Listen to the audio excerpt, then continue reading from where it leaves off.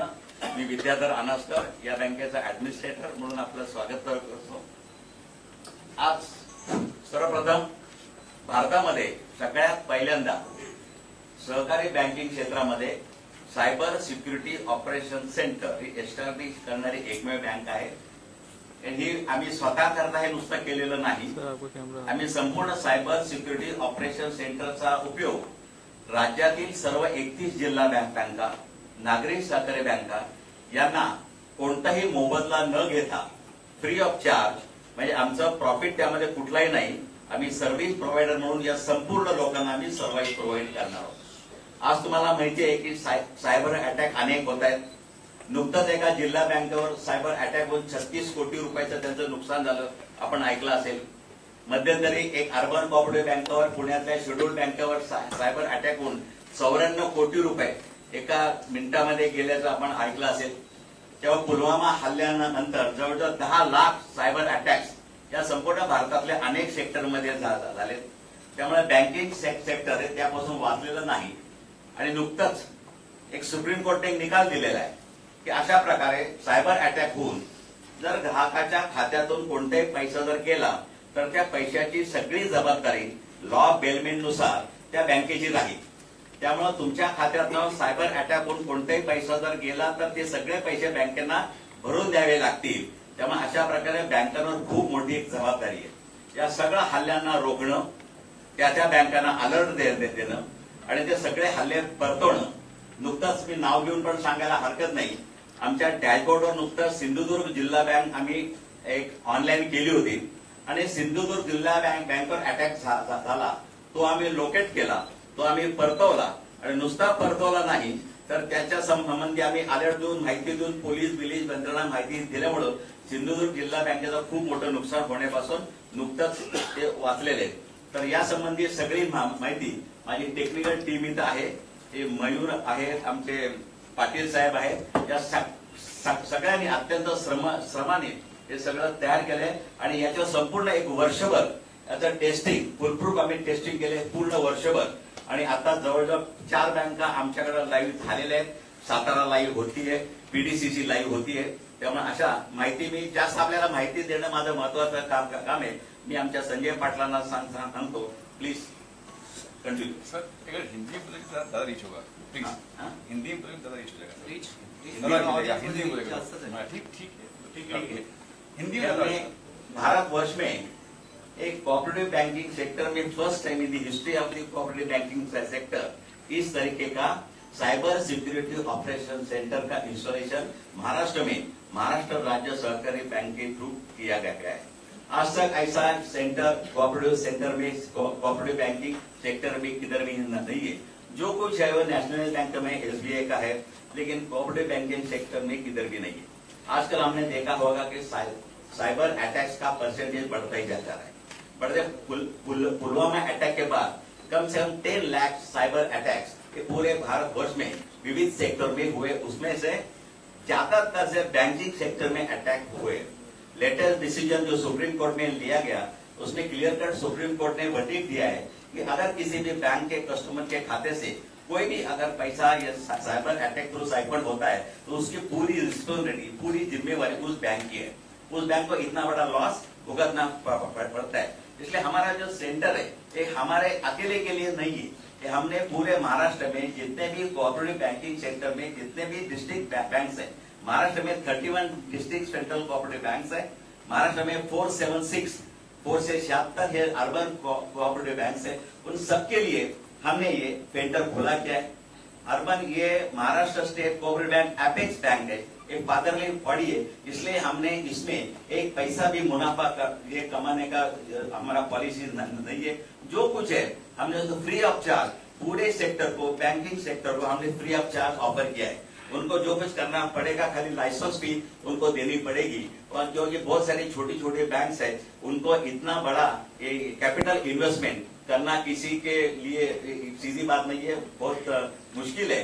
तो जितने भी छोटे छोटे बैंक है, 10 करोड़ के बैंक है, 15 करोड़ के बैंक है, इसके लिए हमारा कैपिटल इन्वेस्टमेंट कम से कम 10 करोड़ के आगे जगह छोड़ के, तो इतनी बड़ी investment impossible for a small bank. तो इसके लिए हमने सबके लिए एक फेंटर 24/7 ये हमारा पूरा वर्किंग रहता है, हम उसको अलर्ट देते हैं।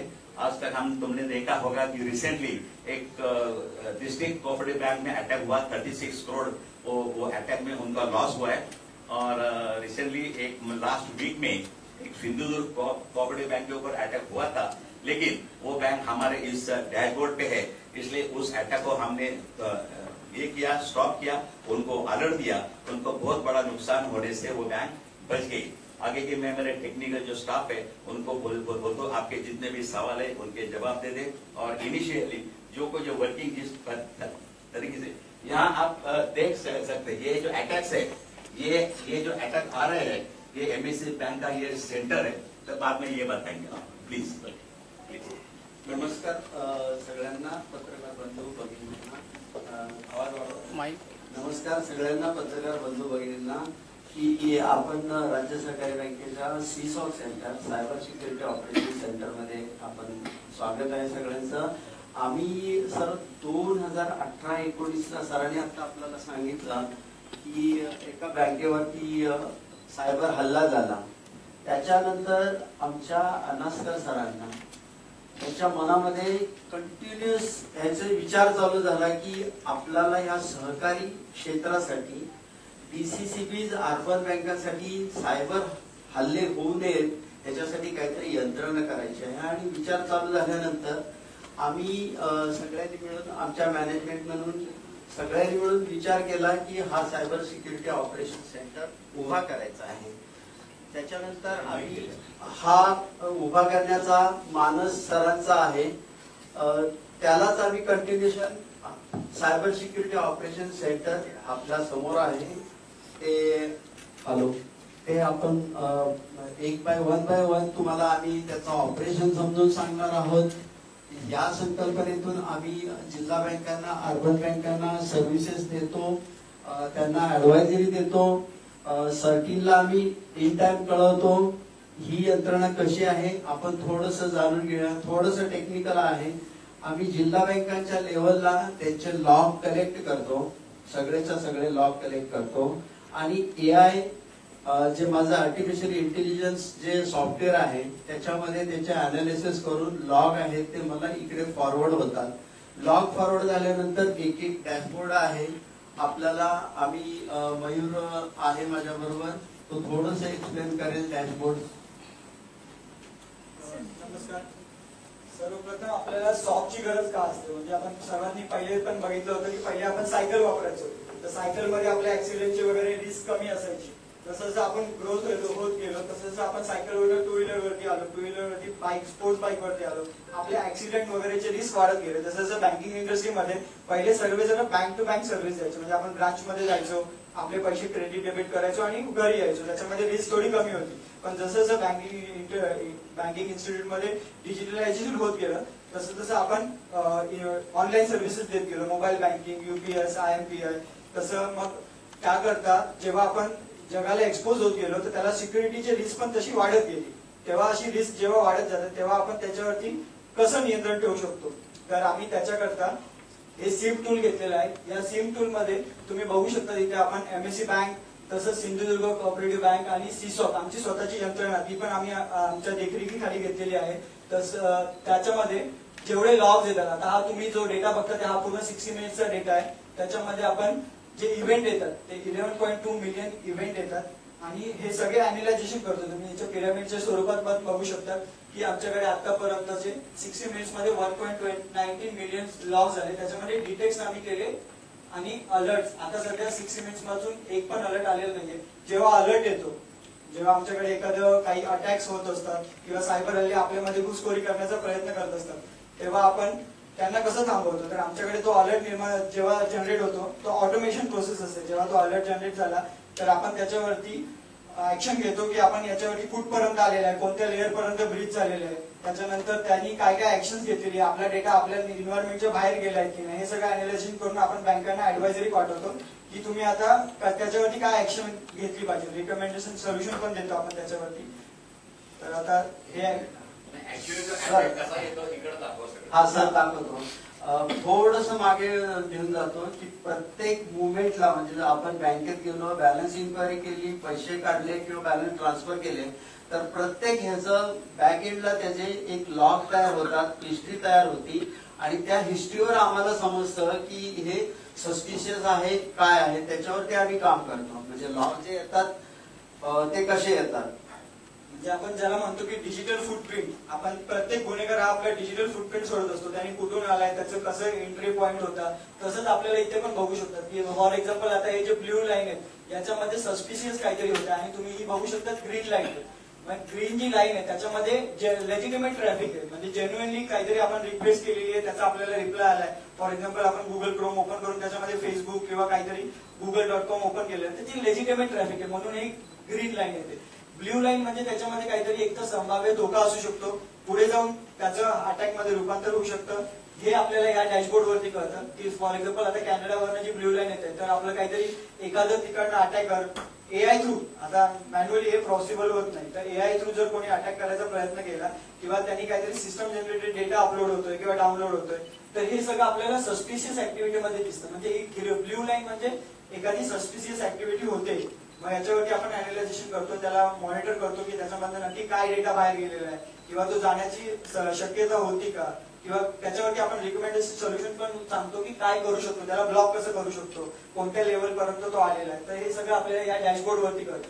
प्लस त्याचे आपले कोणते डिव्हाइस आहेत ज्याच्यामध्ये आपला डेटा अपलोड होतोय. आता हे नेटवर्क डिव्हाइसेस आहेत सगळे, हे विंडोजचे डिव्हाइसेस आहेत, हे सगळं आपल्याला या डॅशबोर्ड वरती करतो. प्लस आता आतापर्यंतचे अलर्ट किती झाले, हा डेटा तुमचा आपला 7 दिवसाचा आहे, याच्यामध्ये अलर्ट 21 अलर्ट आलेले होते. तर लास्ट टाइम जसं सरांनी सांगितलं डीडॉस अटॅक आम्ही कसं वाचवला, तर डीडॉस वरती त्यांनी जर अटॅक झाला असता तर त्यांच्या सगळ्या सर्व्हिसेस हॅम्पर झाल्या असतात. बँक 1 दिवसाकरता, 1 महिन्याकरता किंवा कदाचित 6 महिन्याकरता पण ती बंद राहू शकली असती. तर आम्ही वेळेतच त्यांना इन्फॉर्म केलं, त्याच्यावरती सोल्युशन दिले की ते काय करू शकतात, त्याच्यावरती आयसोलेशन मध्ये टाकू शकतात, काय सर्व्हिसेस देऊ शकतात आणि या प्रकारे तो धोका आपण संभाव्य टाळू शकतो. तसंच आता आमच्याकडे अनालिसिस आणि आम्ही त्यांना सिक्युरिटी कसं प्रोव्हाइड करतो हे सांगते टेक्निकल आहे. जसं सरांनी सांगितलं की आपण हे नेटवर्क डिव्हाइसेस मॉनिटर करतो. त्याचे इथे बघू शकता तुम्ही, आपण एवढे इव्हेंट्स मॉनिटर केले, त्याच्यामध्ये जे सस्पिशियस थ्रेड्स आपल्याला डिटेक्ट झालेले आहेत ते इथे 21 मिलियन थ्रेड्स आहेत. त्या थ्रेड्स मधून जे क्रिटिकल लेवलचे अलर्ट्स आहेत ते टोटल आपल्याला 7 डेज मध्ये 21 अलर्ट्स जनरेट झालेले आहेत.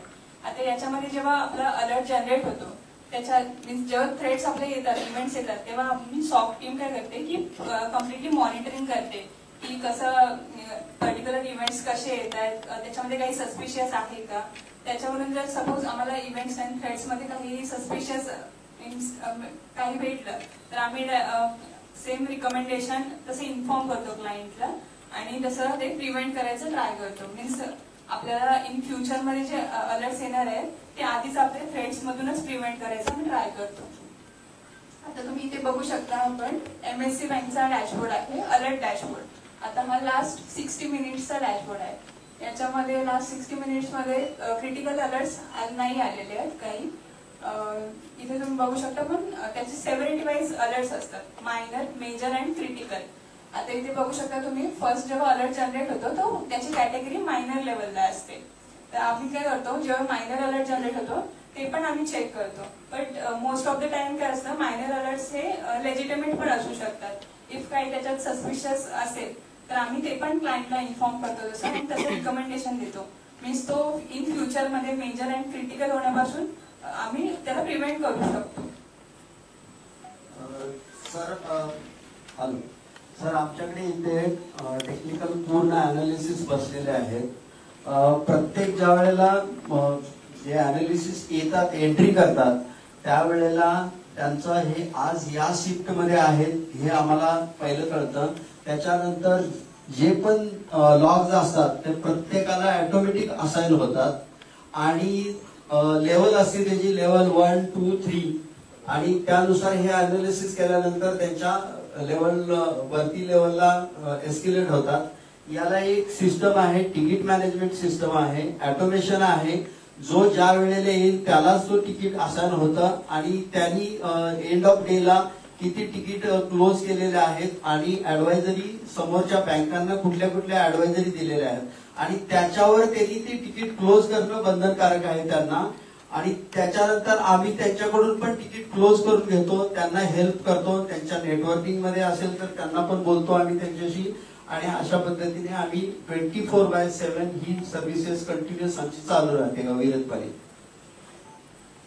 जनरेट होतात जे ऍक्च्युअल अटॅक्स करायचा प्रयत्न असतो. बाकी मेजर आणि मायनर आणि मेजर मध्ये जास्त जे अटॅक्स असतात ते कधी फॉल्स पॉझिटिव्ह पण असू शकतात की आपण लेजिटिमेट डेटा ट्रॅफिक केलेला आहे, सेंड केलेला आहे किंवा एखादा मेल डाउनलोड केलेला आहे तर लेजिटिमेट असू शकतं. पण ऑन एन एव्हरेज जर ऍक्च्युअल अटॅक बघितले तर 24 तासामध्ये 3 किंवा 4 असतात. नाही पण असा कोणी कुठला इव्हेंट गेल्या काही दिवसात गेल्या काही महिन्यात तुम्ही ऑब्झर्व केलात की जिथे तुमच्या ऍव्हरेज पेक्षा खूप जास्त अलर्ट्स आलेत एकाच वेळी, असं काही झालंय का?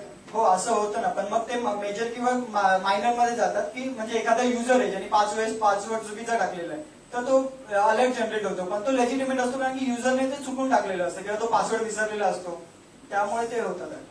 सर फॉर एक्झाम्पल एखादा युजर आहे माझा की वाशी ब्रँचला आहे तो आणि त्यांनी लॉग इन आता केलं 10:06 आणि लगेचच 10:07 किंवा 8व्या मिनिटाला तो बोरवली ब्रँचवरून जर लॉग इन होत असेल तर हे सस्पिशियस मध्ये जातं. कारण का एकतर पासवर्ड लगेच त्यांनी फोनवरून सांगितलाय किंवा तो इथे नाही आहे तर हे सस्पिशियस मध्ये जातात. तर ते आम्हाला इथं अलर्ट लगेचच्या लगेच समजतात.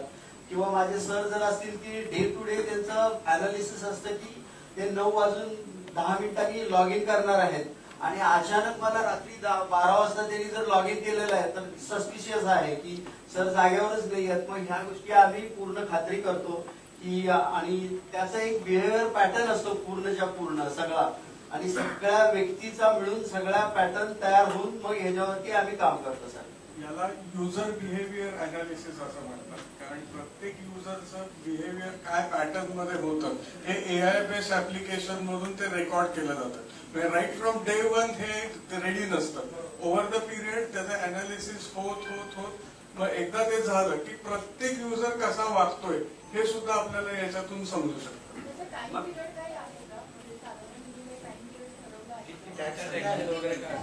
हा SLA साठी म्हणतोय का, म्हणजे सर्व्हिस लेव्हल अग्रीमेंट साठी आता जे नॉन क्रिटिकल आहेत त्या अलर्ट साठी आपण 15 मिनिटाचा टाइम ठेवला की तेवढ्या वेळामध्ये आपण त्या मेंबर बँकेला इन्फॉर्मेशन द्यायची असते. तो आता आम्ही अजून नियर रिअल टाइम आणण्याच्या ऑप्टिमायझेशनच्या प्रोसेसमध्ये आहोत की जो आता मी अनालाइज केला की पुढच्या एक किंवा 2 मिनिटांमध्ये समोरच्या बँकेला त्याचा कसा रिस्पॉन्स देता येईल याच्याबद्दल ऍडवायझरी आपण तयार करतो. सरांच्या प्रश्नाचा अजून एक आहे की माझे एक ATM आहात, तुम्ही आता मुंबईमध्ये आहात आणि तुम्ही रोज ज्या ठराविक पॅटर्ननी पैसे काढतात म्हणजे तुम्ही 5,000, 10,000, 15,000 हा तुमचा पॅटर्न आहे नेहमी. त्याच्यात तुम्ही कधी 4,700 वगैरे रुपये काढत नाही आहे. तर हा पॅटर्न झाला आणि अचानक तुम्ही एकदा मुंबईवरून ट्रान्झॅक्शन केलं आणि परत 4थ्या मिनिटावरून दिल्लीवरून केलं ट्रान्झॅक्शन तर हे सस्पिशियस मध्ये आहे. त्यामुळे या गोष्टी आम्ही लगेच त्या समोरच्या बँकांना किंवा आमची बँक असेल तर आम्ही लगेच ब्लॉक करतो त्याला. किंवा ATMच्या संदर्भात अजून एक उदाहरण असं देता येईल की तुम्ही महिन्यातून 2 वेळा पैसे काढताय पण तुमच्या त्याच ATM मधून 5 मिनिटात 10 वेळा 5-5 हजार रुपये काढले गेले तर विच इज सस्पिशियस. हा युजर पॅटर्नही अनालाइज केला जातो. म्हणजे नॉट ओनली एक्सटर्नल थ्रेट्स पण थ्रेट्स म्हणजे की सायबर अटॅक होण्याचे थ्रेट्स पण या युजर अनालिसिस वरूनही आयडेंटिफाय करू शकतो आपण की काय टाईपचा थ्रेट येतोय. म्हणजे त्याप्रमाणे आपण त्यांना इन्फॉर्म करू शकतो. मॅक्सिमम अटॅक्स कोणत्या कंट्रीमधून येतात ते? हा सर. रशियामधून होत असतात बरेच वेळेला, साऊथ आफ्रिकन कंट्रीज मधूनही होत असतात. तुम्ही आता म्हणाल की सिंधुदुर्ग तुमच्या ब्रँचला झाला तो कसा झाला होता, कसा रोखला? त्या अटॅकला DDoS अटॅक असं म्हणतात. DDoS मध्ये काय होतं की डिनायल ऑफ सर्व्हिसेस. म्हणजे तो अटॅकर एवढे अटॅक्स करत असतो की कारण हे सगळे ऑटोमाइज असतात, कम्प्युटराइज असतात, एक सिंगल अटॅकर नसतो. त्यांनी प्रोग्राम केलेला असतो. एवढे तो रिक्वेस्ट पाठवतो की तुमची जेवढी अवेलेबल बँडविड्थ आहे ती सगळी चोक केली जाते. त्यामुळे ना तुम्ही बाहेर जाऊ शकत ना तुम्ही आतमध्ये येऊ शकत. त्याला डिनायल ऑफ सर्व्हिस असं म्हणतात. तर या अटॅक मध्ये काय करतात की मग त्याच सगळ्या सर्व्हिसेसमध्ये एक असं त्यांच्यासाठी एक इन्स्ट्रक्शन कोड असा असतो की जो एक्झिक्यूट झाला तर त्यांच्यासाठी ते आतमध्ये येतात. कारण तुमच्या बाहेर जाणाऱ्या सगळ्या सर्व्हिसेस ब्लॉक असतात आणि या सगळ्या अटॅक्स आणि सायबर सिक्युरिटीमध्ये एकच प्रिन्सिपल आहे की त्या अटॅकर्सला एकदाच बरोबर साबित करायचंय आणि आपल्याला 100% वेळा आपण परफेक्ट असायलाच पाहिजे, प्रोटेक्टेड असायलाच पाहिजे. ह्या प्रिन्सिपलवरती ते ऑपरेट करत असतात आणि ते लाखो अटॅक्स करत असतात. पण त्यांचा एक जरी सक्सेसफुल झाला which is sufficient to get the control of your entire infrastructure. Sir हा अटॅक कुठल्या कंट्रीमधून आला ना? डिडॉस रशिया. सर एक विचारायचं आहे, सायबर अटॅक येणं आणि तो एक्झिक्यूट होणं जनरली किती वेळ जातो आणि त्याच्यामध्ये तुम्ही कसं काय अनालिसिस करून ऐकू शकता? नाही, ते सेकंदावरती ते डिपेंडंट असतं. कारण असे मल्टिपल अटॅक्स होत असतात मल्टिपल लोकेशन्स वरून सिंक्रोनाइज अटॅक्स की एका वेळेला 10 कंट्रीज मधून ह्या सगळ्यांची त्याला डार्क वेब वरती मीटिंग होत असतात की आता हा ऑर्गनाइज अटॅक करायचा आहे. मग ते सगळे एकत्र येतात आणि त्याच्यातून ते मल्टिपल अटॅक्स तुमच्या इन्फ्रास्ट्रक्चर वरती करत असतात आणि त्यातला एक जरी त्यांना लूपहोल सापडला आणि आतमध्ये आले तर पुढच्या काही सेकंदात ते तुमच्या नेटवर्क मध्ये येतात किंवा इन्फ्रास्ट्रक्चर मध्ये येतात आणि मग तो एक्झिक्यूट होण्याचा टाइम बॉम्ब सारखा त्यांनी वापर केला जातो की दुसऱ्या कुठल्या तरी इव्हेंटला ते अजून एक सिक्युरिटी ब्रीच करून आतमध्ये येतात. सो ते ज्या वेळेला तुमच्या पूर्ण क्रिटिकल डिव्हायसेसचा कंट्रोल घेत नाही तोपर्यंत एक्झिक्युशन होत नाही. पण they are still persistent in your network. ते त्यांना फेवरेबल कंडिशन्स ज्या वेळेला अवेलेबल होतात त्यावेळेला ते एक्झिक्यूट होतात. त्याच्या आधी तुम्ही अनालाइज करू शकता. ज्यावेळेला ते परसिस्टंट असतात त्यावेळेला आपलं अनालिसिस आणि याच्यातून त्यांना आपण इन्फॉर्मेशन काढतो की बाबा हा कोड आपल्या नेटवर्क मध्ये आलेला आहे की जो सस्पिशियस आहे की ज्याचं कंपॅरिझन ज्या ऍडव्हायझरीज आरबीआय किंवा नाबार्ड किंवा सर्टिन वाले देत असतात त्याच्याशी कम्पेअर केलं जातं आणि मग त्या मेंबर बँकेला किंवा आमच्या बँकेला सांगितलं जातं की हा तुमच्याकडे थ्रेट असू शकतो, तुम्ही याच्यावरती अशा अशा पद्धतीने यंत्रणा करा की हा रिमूव्ह केला जाईल. म्हणजे ह्या ऑर्गनायझेशनचा पर्पज हाच आहे की आम्ही बाहेरून तुमच्या नेटवर्क ऍक्टिव्हिटीज मॉनिटर करतोय आणि इथून प्रोटेक्शन दिलं जात नाही. प्रोटेक्शन एक्झिक्यूट करायची जबाबदारी बँकांची आहे. पण त्यांना काय सजेशन करायचंय त्याचं रेकमेंडेशन नाही, त्याच्या ऍडवायझरीज आपण देत असतो. सर हे जेव्हा थ्रेट होतो ते आपल्याला लाईव्ह कळतं की Yes, समजतं. तेच इथे बघतो म्हणून तर ते 24/7 ऑपरेशन आहे. आणि आम्ही त्याला पूर्ण त्याची स्टेजेस माहिती असतात आम्हाला की फायरवॉल वरून आम्ही त्याला परतवलेलं आहे, फायरवॉल पर्यंत तो अटॅक करतोय, त्याचं स्टेटस काय आहे ते पण आम्हाला समजतं. इव्हन प्रत्येक अटॅक जो होत असतो म्हणजे आता सरांनी जसं सांगितलं की एखादा रॅन्समवेअर अटॅक आहे ती जेव्हा फाईल तुमच्या मशीन्स मध्ये किंवा तुमच्या नेटवर्क्स मध्ये तुमच्या एन्व्हायरमेंट मध्ये जेव्हा येते ना तर ती लगेच रिॲक्ट नाही होत.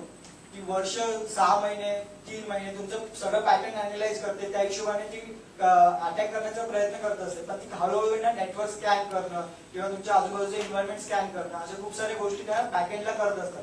तर कधी कधी काय होतं की मायनर जे अटॅक असतात ना ते आपण त्यांना निग्लेक्ट करत नाही, आपण त्याच्यावरती पण डीप अनालिसिस करतो की हा पुढे जाऊन धोका होऊ शकतो का किंवा याच्यामधनं पुढे काय काय होऊ शकतं, काय आपला लॉस होऊ शकतो का किंवा सिस्टम रॅन्समवेअरच्या खाली येऊ शकतं का, हे सगळं आपण लक्षात ठेवतो. आता तुम्हाला जर सांगितलं होतं ही ब्ल्यू लाईन आहे ही आम्ही सस्पिशियस म्हणून सोडत नाही तिला अजून मॉनिटर करतो, ड्रिल डाऊन करतो की त्याच्यामध्ये काय काय आहेत, ते आयपीज कुठले आहेत ते सगळं आम्ही याच्यामध्ये मॉनिटर करतो. ग्रीन लाईन ज्या इव्हन लेजिटिमेट असतील त्याला पण आम्ही अनालायझेशन करतो की त्याच्यामध्ये पण काही असे डेटा आहे का जो लेजिटिमेट नाहीये किंवा बाहेर चाललेला हे पण बघतो.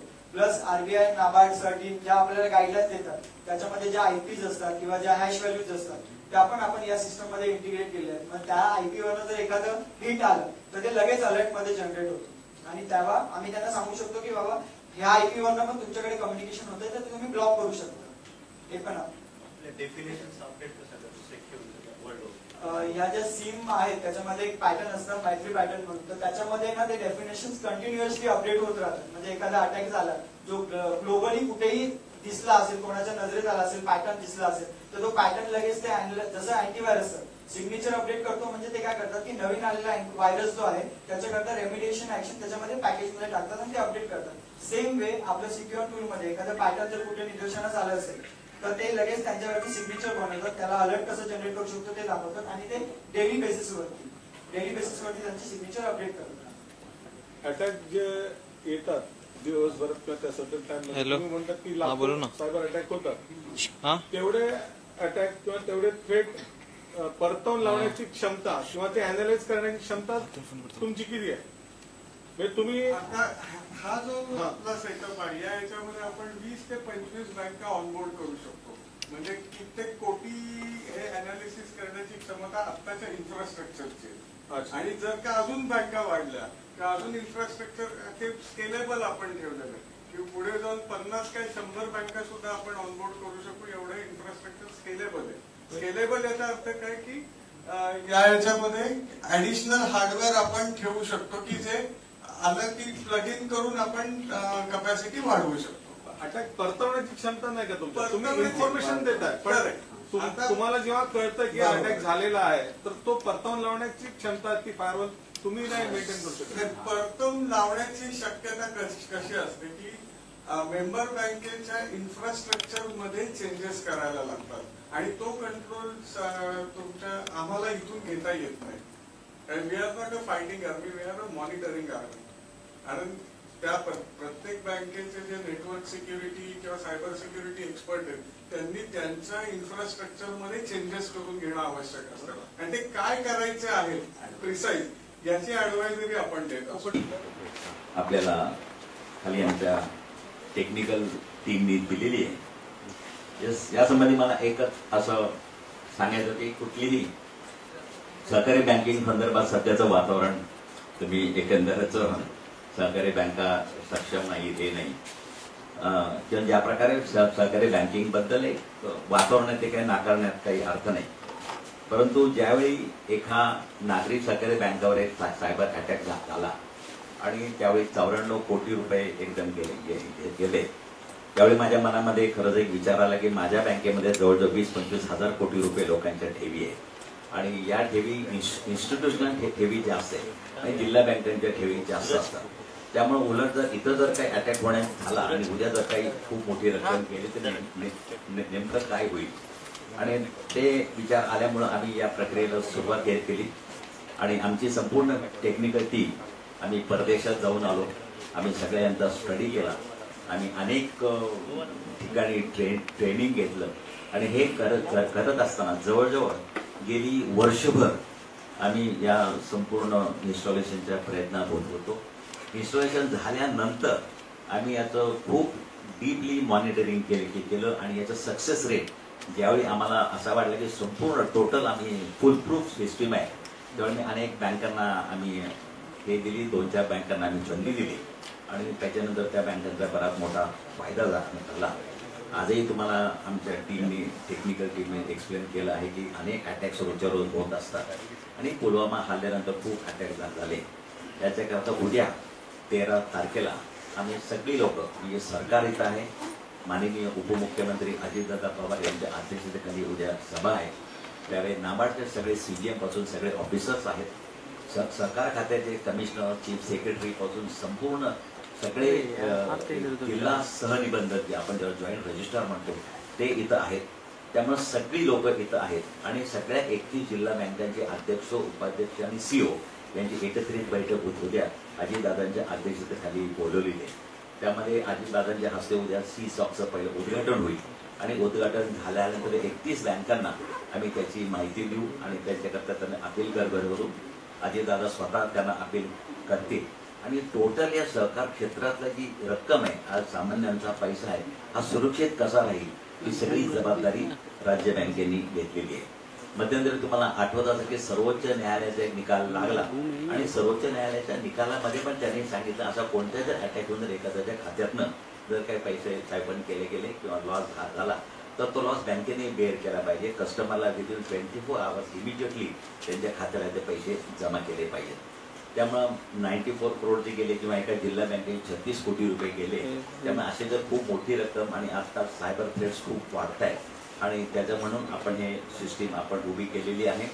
या सिस्टीमला आम्ही जो काय खर्च आमचे कॅपिटल इन्व्हेस्टमेंट ही आम्ही सगळी स्वतःच्या प्रोव्हिजन मधून केलेली आहे आणि याचा सगळा फायदा मग मी खाली सांगितलं खरंच सहकार क्षेत्रासाठी कॉपरेशन अमंग्स कोऑपरेटिव्ह या प्रिन्सिपलनुसार आम्ही संपूर्ण सहकार क्षेत्राला कोणताही मोबदला न घेता हे आम्ही हे सेंटर आम्ही त्यांना उपलब्ध करून दिलेलं आहे आणि तुम्ही आलात आणि तुम्ही सगळी माहिती करून घेतली कारण का मला अगदी प्रामाणिकपणे सांगावंसं वाटतं की तुमच्या या तुम्ही पत्रकारांवर मीडियावर आमची जास्त दिसत आहे कारण का सहकार क्षेत्राबद्दल जे काय तर सहकार क्षेत्रात चांगल्या पण गोष्टी होत आहेत आणि चांगल्या गोष्टींना जर तेवढीच चांगली प्रसिद्धी मिळाली कारण अशा प्रकारे भारतात असं सेंटर कुठेही नाही आणि प्रत्येकाने जास्तीत जास्त नॅशनल बँकांमध्ये आहे 100% आहे काय प्रायव्हेट सेक्टरमध्ये पण आहे आणि काय प्रायव्हेट लोकांनी पण असे सेंटर सुरू केलेले आहेत पण ते सगळी प्रोफेशनल बेसिसवर आहेत त्यांचा व्यापार करायचा बिझनेस आहे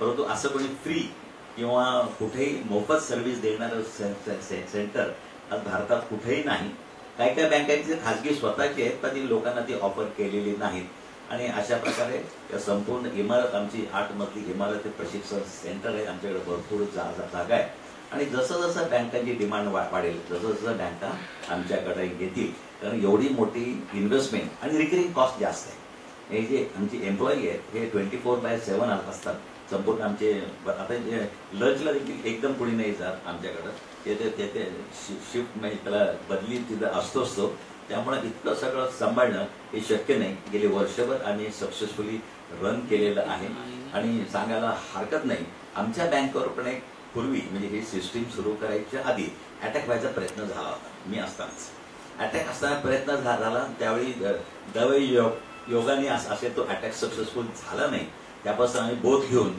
त्यानंतर आम्ही सिस्टीम डेव्हलप केली आणि या फेस्टिवला तुम्ही सगळ्या मीडियाने जास्तीत जास्त हे सहकारी बँकेमध्ये पण असं काहीतरी अजूनही होऊ शकतं आमचे जे एक्सपर्ट टीम आहे आमचे जे सल्लागार आहेत पारखी हे जवळजवळ 3 वर्षापासून आमच्याकडे आहे आमचा जो मयूर आहे हे सगळे एक्सपर्ट लोक आहेत आणि त्यांना कुठेही म्हणजे आम्हाला एक भीती असते की या एक्सपर्टना कुठलेही बाहेरचे लोक सक्सेसफुल इम्प्लिमेंट केल्यानंतर ताबडतोब ते रेडी जसं एखादा मनुष्य उचलतात आणि त्यांना एक जास्त पॅकेज दिलं जातं त्यामुळे आमच्याकडचे अनेक सांगायला हरकत नाही आम्ही IPPS थ्रू आता परीक्षा घेतो Indian banking selection board Indian banking through आमच्या गेल्या 6-7 वर्षापासून टोटल मेरिटवरती एक्झाम आहेत कुठेही कोणाचा वशिला नाही काही नाही इंटरव्ह्यू पण IPPS ची लोक घेतात परवा माझ्याकडं एक क्लार्क ग्रेडसाठी 40 BE कम्प्युटर लोक 40 BE कम्प्युटर BE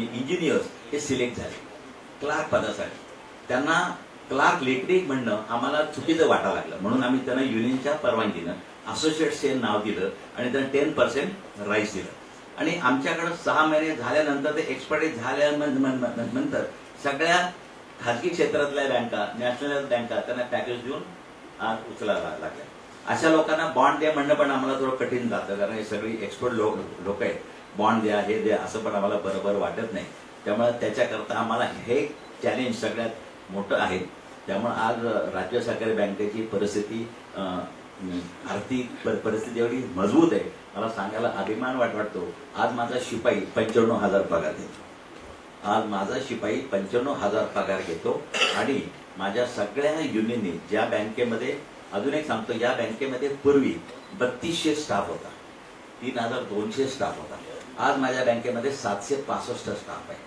ज्यावेळी 3200 स्टाफ होता त्यावेळी बँकेचं आमचा टर्नओव्हर हा 15,000 कोटी होता आणि 765 स्टाफ असताना माझा टर्नओव्हर 62,500 कोटी आहे म्हणजे स्टाफ तोच आहे पण स्टाफ त्या मल्टिपल मध्ये त्यांनी हे केलं त्यामुळे अशा स्टाफला त्यांना समाधानकारक सॅलरी द्यायला आम्हाला काहीच हरकत नाही त्यामुळे आज आम्ही या स्टाफला एक 13.50% बोनस दिलाय आणि युनियन मागच्या आम्हाला 12% आम्ही 13 देतो आजपर्यंत कुठेही गेल्या 7-8 वर्षामध्ये युनियनचं आमचं कुठेही हे नाही त्यामुळे आमचा स्टाफ हे एकदम समाधानी आहे पण अशी जी एक्सपर्ट लोक आहेत त्यांना आम्ही रिटेन केलेलं आहे आणि ते स्वतः सहकारात काम करायला इच्छुक आहेत त्यामुळे हे अत्यंत सक्सेसफुल आमचं मॉडेल आहे आणि तुम्ही याला जास्तीत जास्त जेवढी चांगली सहकारात ज्या काही चांगलं पण काही गोष्टी होतात वाईट 5% 2% वाईट होत असतील, नाही असं नाही म्हणणार, पण त्याला प्रसिद्धी मात्र खूप मिळते. कारण यामध्ये कुठेही या आधुनिक याच्यामध्ये आम्ही बाकीचं बरंच सांगण्यात फार काही, पण आज सॉक पुरतीच आजची परिषद महत्वाची असल्यामुळे तुम्हाला काय विचारायचं असेल तर विचारू शकता प्लीज. सगळ्या राष्ट्रीय बँकामध्ये सेंटर आहे का आता तुमचं आधुनिक आहे आपल्या बँकेच्या वेगळेपण असं आहे की एकतर आपण AIML बेस्ड सॉफ्टवेअर वापरतो, आर्टिफिशियल इंटेलिजन्स आणि मशीन लर्निंग बेस्ड सॉफ्टवेअर वापरतो. आणि जे ट्रॅडिशनल सॉफ्टची जी सॉफ्टवेअर्स आहेत त्याला मॅनपॉवर जास्ती लागते, स्किलसेट जास्ती लागतो आणि ती प्रोप्रायटरी आहे, म्हणजे त्यांच्या टेक्नॉलॉजी. वेअरएज तुमची टेक्नॉलॉजी आहे ती ओपन टेक्नॉलॉजी, त्यामुळे हॅकिंग, एथिकल हॅकर्स किंवा ज्यांना नेटवर्क सिक्युरिटी हे माहिती आहे ते लोक पटकन याच्यामध्ये ट्रेन होऊन ऑनबोर्ड करू शकतो आपण. इतर बँकांच्या स्टाफला ट्रेनिंग तुम्ही आता शिकवमध्ये ट्रेनर्स कसे डेव्हलप करणार आहात किंवा या संदर्भात तुमचा प्रत्येक स्टाफ हा टेक्नोसॅव्ही होणं आवश्यक झालेलं आहे? राज्य बँकेतला जवळजवळ प्रत्येक स्टाफ हा टेक्नोसॅव्ही आहे. आम्ही त्याच्याकरता IBMशी अग्रीमेंट केलेला आहे आणि IBM कडे आमच्या प्रत्येक स्टाफच्या ट्रेन होतोय. पण इतरांचा स्टाफ ट्रेन करण्याकरता सेकंड फ्लोअरला आम्ही मोठी एक क्लासरूम तयार करतो. इथं त्या स्टुडंटला राहण्याची पण सोय आहे. आमच्या इथं सगळे राहण्याच्या रूम्स आहेत, आमचं काय हॉस्टेल आहे आणि या हॉस्टेलमध्ये त्या लोकांना इथं ट्रेनिंग दिलं जाईल. म्हणजे माझ्या प्रत्येक सहकारी बँकेतला स्टाफ जो आहे स्टाफ हे आम्हाला इन्फॉर्मेशन घेणार आहे तो स्टाफ वेल ट्रेन झाला पाहिजे याची पण जबाबदारी आमचीच आहे. त्याच्यासाठी आम्ही अत्यंत नाबार्डच्या माध्यमातून कोर्स डिझाईन केलेला आहे आणि आम्हाला शिखर ट्रेनिंग संस्था म्हणून नाबार्डची परवानगी आहे. त्यामुळे आमचे शिखर ट्रेनिंग 2 सेंटर्स आहेत, एक इथे एक दुसरं नागपूरला आहे. त्यामुळे दोन्ही ठिकाणी आम्ही शिखर ट्रेनिंगमध्ये या कोर्सचा समावेश केलेला आहे. त्यामुळे आम्ही अत्यंत कमी याच्यामध्ये, कारण याला नाबार्डकडनं पण आम्हाला आर्थिक मदत मिळत असते. नाबार्ड आम्हाला संपूर्ण कोर्सचं डिझाईन केल्यानंतर आमचे जे काही प्रत्येक कोर्स वाईज ते रक्कम आम्हाला देत असतात, वर्षाचं बजेट असतं. त्यामुळे ही आम्ही दोन्ही ठिकाणी हे ट्रेनिंग सुरू राहील. हे सिस्टम डेव्हलप करण्यासाठी नाबार्डचं अनुदान मागितलं नाही किंवा घेतलं पण नाही. परत एकदा सांगतो तुम्हाला, हा एकमेव बँक आहे की ज्या बँकेने सरकारने दिलेले पैसा अनुदान मदत 100 कोटी रुपये त्यांना परत केले. आज महाराष्ट्रात दुसरी कुठलीही बँक नाही की सरकारने दिलेले पैसे त्यांना परत केले. ही एकमेव बँक अशी आहे की आम्ही त्यांना पैसे परत केले. त्यामुळे कोणाचा इंटरफिरन्स यामध्ये नाही. कारण का शासनाचं जर कॅपिटल असेल तर मात्र आम्हाला प्रत्येक वेळेला परवानगी घ्यावी लागते कुठल्याही गोष्टीला. पण आता शासनाचा आमच्याकडं कुठेही भाग भांडवल नाही. शासनाचा इंटरफेरन्स तुमच्या बँकिंग सिस्टममध्ये ऑपरेटिव्हमध्ये होतो नाही. शेवट शासनाचा इंटरफिरन्स म्हणजे काय हे डेफिनेशन खूप वास्ट आहे, खूप वास्ट डेफिनेशन आहे. प्रामाणिकपणे बोलायचं तर कुठेही जर आम्हाला याला तुम्ही एक उदाहरण म्हणून देतो तर बघ तिकीट तुम्हाला कसं घ्यायचं ते बघा. आमच्याकडे पूर्वी एकाची बदली गेली तरी 100 लोकांचे फोन यायचे. आता ही माझ्या मतदारसंघातली आहे, हे माझं असं आहे, हे माझं तसं आहे, हे माझं तसं आहे, हे माझं तसं आहे. फार सगळ्यांकडून मोठमोठ्या नेत्यांकडून लोकप्रतिनिधी आहेत ते आम्ही सगळं. माझ्याकडे 6 युनियन आहेत आणि 6 युनियनचे मुंबई युनियनचे अध्यक्ष आनंदराव आडसूळ आहेत. त्या सगळ्यांना युनियननी विश्वासात घेतले आणि ते युनियनचे मी अग्रीमेंट केलं, करार केला आणि ऑन रेकॉर्ड आहे तो करार, रजिस्टर्ड आहे की अशा कुठल्याही एखादी बदली झाल्यानंतर किंवा कोणाचंही मला जर रेकमेंडेशन आलं तर मी रेकमेंडेशन मी ऐकणार, कारण की ते लोकप्रतिनिधी आहे. पण ज्या स्टाफनी हे रेकमेंडेशन आणलं, या स्टाफच्या वतीने रेकमेंडेशन झालं, त्या स्टाफला बोनस मिळत नाही आमच्याकडे. आम्ही त्याला बोनस नाही देत. त्यामुळे आम्ही त्याला प्रोसिजर आहे. असं एखादं रेकमेंडेशन आलं की आम्ही त्या स्टाफला पत्र लिहितो, we have received a recommendation from honorable so and so regarding your transfer. Now the option goes to you whether you want bonus or transfer. Let me know. आम्हाला दुसऱ्या मिनिटाला स्टाफचं पत्र येतं की आम्ही आयुष्यात कधी कोणाकडे गेलोच नाही, आम्हाला काही नको, कारण आमचा बोनस हा 3-4 लाख रुपयाचा असतो. त्यामुळे आणि हे ऑफिशियल आहे, अग्रीमेंट आहे. तर मी सगळ्या स्टाफला सांगतो त्या अग्रीमेंटला मी डेव्हिएट करू शकत नाही, कारण जो इक्वॅलिटी आहे सगळ्या लॉला सेम आहे, मी तुम्हाला नाही करू शकत. त्यामुळे कोणी असं आलं की पहिलं पत्र त्या स्टाफला जातं आणि मग त्या स्टाफला बदली पाहिजे असेल तर आम्ही बोनस नाही देत. आणि याशिवाय मागच्या वेळी 6 लोकांना बोनस दिलेला नाही. त्यामुळं बोनस मेजर असतो, मोठी अमाऊंट असते. त्यामुळे अशा प्रकारे आम्ही सिस्टीम राबवतो. त्यामुळं तुम्ही 1100 कोटीची बँक 7,000 कोटीच्या नफ्यात आणलेली आहे.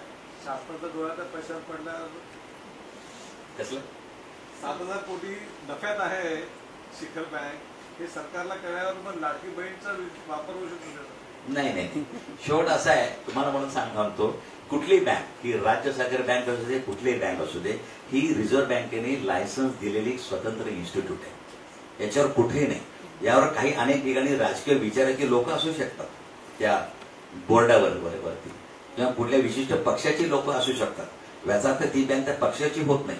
त्या बँकेवर आमचा रेग्युलेटर आरबीआय आहे, आमची सुपरवायझरी अथॉरिटी नाबार्ड आहे. आमच्या नाबार्डकडनं दर पिरियडिकली इन्स्पेक्शन सुरू असतं आणि रेग्युलेशन आमचं सरकार नाही. मध्यंतरी कुठल्या तरी वेबसाईटवर एका मोठ्या वकिलांनी सांगितलं की इथलं प्रत्येक लोन सरकारकडनं मंजूर होतं. आम्ही त्याला उत्तर दिलं की मी त्याला माहीतच नव्हतं. लोकांचा तर गैरसमज आहे.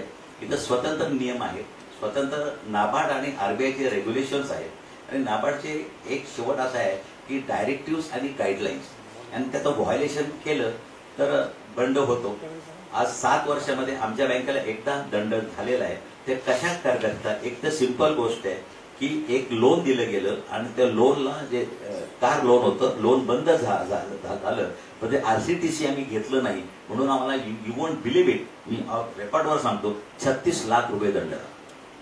इतक्या मायन्यूट गोष्टीला पण दंड होऊ शकतो. कारण त्यांचं म्हणणं असं तुम्ही एंड यूज सर्टिफाय नाही केला, तपासला नाही, त्याच गोष्टी करता पैसा वापरला गेला का नाही हे तुम्ही बघितलं नाही, ते तुमचं काम आहे. लोन जरी बंद झालेलं असलं तरी ते डायव्हर्सिफिकेशन झालं असण्याची शक्यता आहे. त्यामुळे इट्स ए व्हायोलेशन. आजकाल तुम्हाला माहिती आहे आरबीआय छोट्या छोट्या व्हायोलेशन, केवायसी नाम असेल तुम्हाला बंडाची रक्कम येते, आणि अशा प्रकारचा दंड झाला तर वेल मॅनेजर फिनान्शियली साऊंड बँक या डेफिनेशन तुम्ही बाहेर पडता आणि तुम्हाला कुठली परवानगी मिळत नाही. आज मात्र ते पूर्वीचं तर एक 6 वर्षापूर्वीच ते इन्सिडन्स आहे.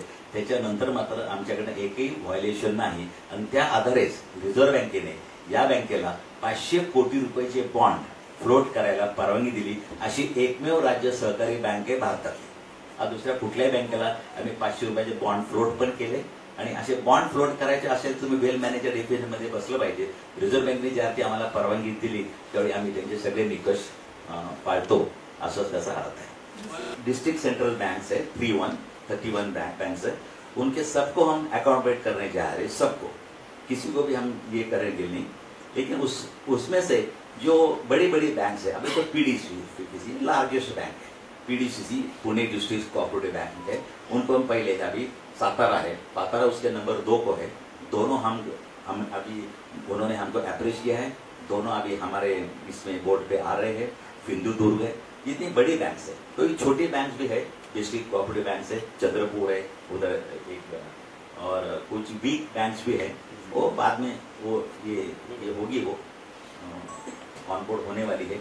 लेकिन हमारा पहला कॉन्सेंट्रेशन है all 31 district cooperative bank will join this for. Hack झाल्यानंतर जी रक्कम आहे ती आपने एक चीज कहा कि ये जो साइबर एक्शन है बैंकों का वो बहुत ही रिस्की है, और उसके लिए जितने भी हाई स्पीड आपके पास वर्कर हैं, जो ये एम्प्लॉई है, आप कह रहे हैं कि किसी बैंक से कोई भी चार्ज नहीं लेंगे, ये पूरा निःशुल्क है. तो इसे मेंटेन कैसे किया जाएगा, ये जो एक्सपेंस है कैसे मेंटेन किया जाएगा? वो हमने हर ईयर में हमारा जितना प्रॉफिट है उसमें से 1% हम उसको मराठी में बोलते हैं सहकार कृतज्ञता निधि. हम उसको हमको उस आप समझ गए होंगे उसका मीनिंग क्या है. कोऑपरेटिव में अपेक्स बैंक है, तो हमारी नैतिक जिम्मेवारी है, हमारा इथिकल ये है वो. इसके लिए हमने प्रॉफिट में से एक कुछ अमाउंट हमने ये करके रखे, प्रोविजन किया है. हमने स्टाफ के लिए भी प्रोविजन किया है. स्टाफ के लिए 0.5% देना, हाँ 0.25 स्टाफ के लिए हमने रखा है. जिनके भी ऑपरेशन है, जो कुछ है उसमें से हम देते थे. लेकिन जो कुछ है वो हमने प्रोविजन करने के बाद ही हम उसको एक्सपेंस कर सकते हैं. सर, मग त्याच्यामध्ये तुम्ही म्हणताय की आम्ही याच्यामध्ये कोणताही चार्ज देणार नाही, मग सगळ्या बँकांचा डाटा तुमच्या हातात सहजपणे येणार आहे या ह्याच्यामध्ये? डाटा त्यांच्याकडेच असणार. या बँकांचा डेटा येणार म्हणजे काय, त्यांच्या खात्यांची माहिती वगैरे येणार नाही. आपल्याकडे फक्त लॉग्स येणार आहेत आणि त्या लॉग्स मध्ये फक्त IP ऍड्रेस असतो, त्याच्यामध्ये खातेदाराचं नाव किंवा हे काही नसतं. नाही तो मशीन डेटा येणार आहे. तुमच्या ट्रान्झॅक्शन मध्येही तुमचे लॉग्स मधले कोणी कोणाला पैसे दिले वगैरे हा डेटा काही येत नाही. नाही, पण म्हणजे एखाद्या बँकेने साधारण त्यांचं काय वर्षाचा ट्रान्झॅक्शन नाही नाही नाही, तो डेटा काही येत नाही याच्यामध्ये. सर मगाशी तुम्ही म्हणाला सहकारवृत्ती प्रतिमा लोक टाळायला नाही नाही नाही, लोक डागाळत नाही, आपोआप डागाळली गेली आहे. डागाळी केलेली आहे. रिझर्व्ह बँकेने 36 लाखाचा दंड लावला. सरकारी बँकेत असं काही झालं असतं तर रिझर्व्ह बँकेचा दंड लावतो. नाही, मी रिझर्व्ह बँकेत 12 वर्ष, मी माझ्याकडे साहेब महाराष्ट्र, गुजरात, गोवा, जम्मू काश्मीर, राजस्थान या 5 राज्यातल्या अर्बन बँकांचा प्रतिनिधी म्हणून मी RBI वर काम केलं. 12 वर्ष काम केलं. रिझर्व्ह बँक कुठे डिस्क्रिमिनेट करत नाही. या सगळ्या बँकांना दंड लागतोच, नॅशनलाइज असू द्या, प्रायव्हेट सेक्टर. पण प्रामाणिकपणे सांगतो, सहकारी बँकावर दंड लागल्याची बातमी मोठी होते. या सगळ्या बँकांवर दंड लागतो, सगळ्या बँकांवर लागतो. कोणावर बँका, परवा ICICI बँकेला 10 कोटी रुपये दंड लागलाय. 10 कोटी रुपये दंड लागलाय. सगळ्या बँकांवर लागतो, कारण नॉर्म्सच तसे आहेत ना. ते नॉर्म्स मध्ये कोणी सुटत नाही. पण ICICI बँक इतकी मोठी आहे आज बघायला जा, तर या लहान बँकांवर दंड आता ते. माझा प्रश्न वेगळा आहे की आता इंडसइंड बँकेमध्ये थोडासा प्रॉब्लेम झाला. 3ऱ्या-4थ्या दिवशी रिझर्व्ह बँकेनं क्लॅरिफिकेशन दिलं की या बँकेच्या सुविधा काही चुका नाही आहे आणि non out business of RBI. पण न्यू इंडिया कोऑपरेटिव्ह बँक मिळाली त्याच्याबद्दल रिझर्व्ह बँक शेवट असं आहे, आता मी कोणाची बाजू नाही घेत. मला सरकारची प्रतिमा उजळणं हे रिझर्व्ह बँकेचं काम आहे की नाही, मी कोणाची बाजू नाही घेत, पण फॅक्च्युअल परिस्थिती आपल्याला ऍक्सेप्ट केली पाहिजे. त्यांचं कुठेही आता एखाद्या 10 कोटीची बँक, सरकारी बँक बंद पडली तर अर्थव्यवस्थेला कुठलाही धोका होत नाही. पण ICICI बँक, स्टेट बँक यामध्ये जर झालं तर पूर्ण अर्थव्यवस्था कोलमडून जाईल. त्यामुळे ICICI बँकेवर ज्यावेळी गुजरातमध्ये ATM मधनं पैसे मिळत नव्हते त्यावेळी RBIने चार्टर प्लेन ठेवून तिकडं पैसे नव्या करोड नोटा सप्लाय केल्याच ना. त्यामुळे आज असं आहे, इन्स्टंट कुठल्या बँकेकरता RBIने पुढे यायचं की या बँकेमध्ये कुठलाही धोका नाही, पैसे हे करू नका. शेवट आमची ताकद, आमची व्हॅल्यू किंवा आमची उपयोगिता आम्ही जोपर्यंत सिद्ध करत नाही. आज मी RBIना विचारलं, एक छोटंसं उदाहरण देतो. आज तुम्ही सगळे विचारत्या सहकार्याबद्दल चांगलं वाटतंय मला, की मध्ये एका कुठली बँक मॅडम ती आमची मराठा, त्या बँकेवर रन लागला होता आणि मीडियाने असं कॅमेरा देत असताना तो रन त्या मीडियाच्या याच्यामध्ये दुसऱ्या बँकेच्या पाठीवरनं तो कॅमेरा गेला. त्या दुसऱ्या दिवशी त्या बँकेवर 6 वाजता रांग लागली होती. त्यावेळी RBIला आम्ही सांगितले की तुम्ही बाबा या बँकेचं बॅलन्स शीट, आमच्या मॅडम त्यावेळी फेडरेशनच्या CEO होत्या, त्यावेळी त्यांनी RBIशी कॉन्टॅक्ट केलं. RBIने सांगितलं this is none of our job, this is job of federation. तुम्ही बाहेर या आणि तुम्ही सांगा या बँकेची आर्थिक परिस्थिती चांगली. पण फेडरेशननी ते पत्र काढलं, पण फेडरेशनच्या पत्रावर आणि RBIच्या पत्रामध्ये जमीन आसमानचा फरक आहे. त्यामुळे असं होऊ शकतं. त्यामुळे आम्ही स्वतःची उपयोगिता जोपर्यंत अर्थव्यवस्थेत सिद्ध करत नाही, स्वतःची उपयोगिता. आता आमची उपयोगिता आहे ग्रामीण रुरल इकॉनॉमीमध्ये खूप आहे. रुरल इकॉनॉमी बघायला जा तर शेती कर्जाचं वाटप या जिल्हा बँका आणि अपेक्स बँक तुम्ही बघायला जा पर्सेंटेज 98% आहे. तुम्ही या नॅशनल बँकेचा पर्सेंटेज बघायला जा तर 55च्या आसपास घुटमळत येते. पंजाब नॅशनल बँकेचा पर्सेंटेज बघायचा, परवा SLBCची मिटिंग झाली, SLBCच्या मिटिंगमध्ये तुम्ही हे घेऊन बघा 35% वरती नाहीये. आजही त्या लोकांना मुख्यमंत्री सांगतात की शेतकऱ्यांना तुम्ही हे सिबिल विचारू नका. आजही सांगतात जो कोण सिबिल विचारेल त्याच्या विरुद्ध गुन्हा दाखल केला जाईल. पण असं पत्र काढू शकत नाही कोणी, कारण काय त्या सिबिल हे विचारणं हे प्रत्येक बँकेचं, पण विचारू नका असं कोणी करत नाही.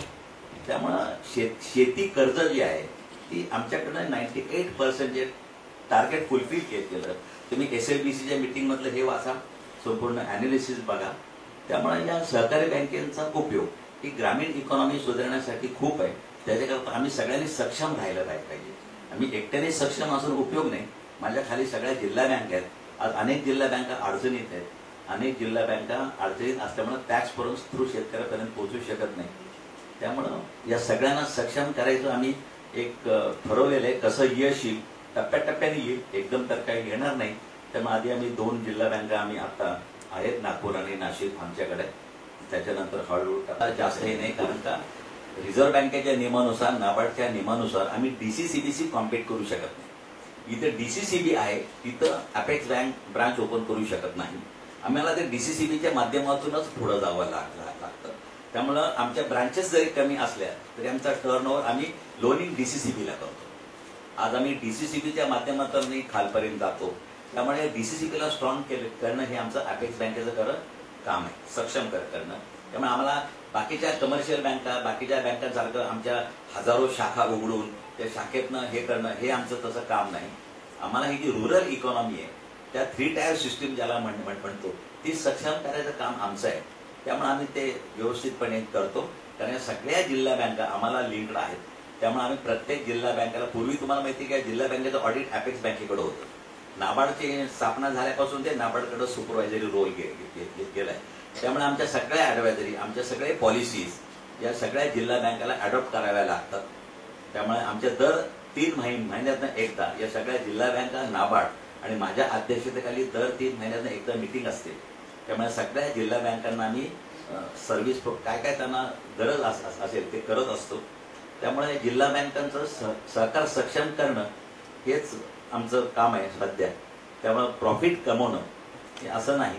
आज आम्ही बघा, काल एक शेतकऱ्यांकरता आम्ही स्कीम काढली. या शेतकऱ्यांना आम्ही ब्लॉकचेनच्या माध्यमातून 4थ्या मिनिटाला लोन दिलं जातं. शेतकऱ्याच्या खात्याला पैसे दिले जातात. शेतकरी मला बघत नाही, मी शेतकऱ्याला बघत नाही. शेतकऱ्याचा माल वकार महामंडळाच्या गोडाऊनमध्ये गेल्यावर त्याचं व्हॅल्युएशन वकार महामंडळ करतं आणि ब्लॉकचेनच्या माध्यमातून 5व्या मिनिटाला 80% रक्कम त्याच्या खात्याला जमा होते. त्यामुळे शेतकऱ्याचं एक्सप्लॉयटेशन थांबलं. अशी भारतात पहिली स्कीम आम्ही केली. सरकारला मध्ये घेतलं, वकार महामंडळाला त्यांच्याशी अग्रीमेंट केलं. आता मी 200 किती कोटी वाटले, 220 कोटी रुपये आम्ही लेंड पण केले. कारण काय, शेतकऱ्याला पीक उत्पन्न झाल्याबरोबर ते जो कोण व्यापारी असतील त्यांना पैसे लगेच लागतात. त्यामुळे ते कमी किमतीला ते विकत घेत होते. आम्ही त्यांना 5व्या मिनिटाला लोन दिलंय. आज 5व्या मिनिटाला ब्लॉकचेनचं एक ही आधुनिक तंत्रज्ञानाची ही एक खासियत आहे. आणि ते आम्हाला बघत नाही. त्यांना आमच्या खातं आमच्या बँकेत असायलाच पाहिजे असं नाही, पण 5व्या मिनिटाला पैसे त्याच्या खात्यात जमा होतात. विकताना ज्यावेळी भाव वाढेल त्यावेळी वकार महामंडळ ते ई ऑप्शन करतं. ई ऑप्शनमध्ये आमचे पैसे आणि आमचं व्याज हे वसूल केलं जातं. अशाच प्रकारचा प्रयोग आम्ही विदर्भातल्या कॉटन इंडस्ट्री करता करतोय. आता कॉटन फेडरेशनला आम्ही मध्ये घेतलेलं आहे. कारण त्यामध्ये लहानसा ते कापूस उद्योजक आहे. ते 100 लोकांचा आम्ही ब्लॉक केलेला आहे. आणि त्या लोकांचं जिनिंग, प्रेसिंग एकत्रित करून त्या बेलच्या अगेन्स्ट आम्ही 80% पैसे देतो. त्यामुळे त्यांना मोठा खरेदी म्हणजे रिलायन्स पण त्याला परचेसर मिळायला लागलाय. तर छोट्या कापूस उद्योजकांना ते मिळत नव्हतं. अशा नवीन स्कीमच्या माध्यमातून आम्हाला एकंदरीत आमचा एम शेतकरी आहे, पिता आहे. आणि त्यामुळे नुसता प्रॉफिट कमवणं हा उद्देश नाही आहे आमचा. त्यामुळे अशा नाविन्यपूर्ण स्कीम आम्ही केलेल्या आहेत. मला सांगा की हे जर हॅक झालं तर ती बँकेची जबाबदारी असं सांगितलं. पण दुसरी गोष्ट अशी की आता म्हणून तुम्ही तुमचं हे डील बघितलं आणि ती सिस्टीम हे कृत्य करते. पण जिथं ग्राहकांचे पण पैसे खूप मोठ्या प्रमाणात जातात, कारण ग्राहकांचे अज्ञान आहे, नो डाऊट. पण आता हे लोन ग्रामीण भागातही जात आहे. कुणी लॉटरी आहे, कुणी काय शेअर मार्केट आहे, जे काय आहे. तर त्याच्यासाठी एवढं तुम्ही सांगताय, त्या गोष्टीसाठी पुढाकार आहे काही चान्सेस? आम्ही बघा, आम्ही बँकिंग साक्षरता प्रतिष्ठान म्हणून एक माझं प्रतिष्ठान आहे. तुम्ही लोकसत्तेमध्ये बघायला जाल तर 2nd पेजला रोज एक ऍडव्हर्टाईज येते आमची MSCI बँकेची. आम्ही बँकिंग अवेअरनेस देतोय लोकांना की कसं बँकिंग केलं पाहिजे. तुम्ही रोज बघा, रोज 365 दिवस बँकिंग साक्षरता प्रतिष्ठान अवेअरनेस देतो. आम्ही स्कूलमध्ये बँकिंग शिकवतो जाऊन. आता स्कूलमध्ये आम्ही डेमो बँकिंगची तयारी ठेवली. आम्हाला 100 बाय स्क्वेअर फुटाची जागा द्या. MSCI बँकेच्या खर्चाने आम्ही तिथं बँकिंगचा सेटअप उभं करतोय. त्यामुळे हे आम्ही आणि असाच सेटअप एक सातारला रयत शिक्षण संस्थेमध्ये उभं केलेलं आहे. त्यामुळे छोट्या छोट्या गोष्टी आहेत. ते बँकिंग वेगळं आहे. आमचं एक सोशल बँकिंग आहे. त्यामुळे सोशल बँकिंग मध्ये असून देखील आमची फिनान्शियल पोझिशन एकदम स्ट्रॉंग आहे, याचा पण आपल्याला विचार करायला पाहिजे. त्याला किती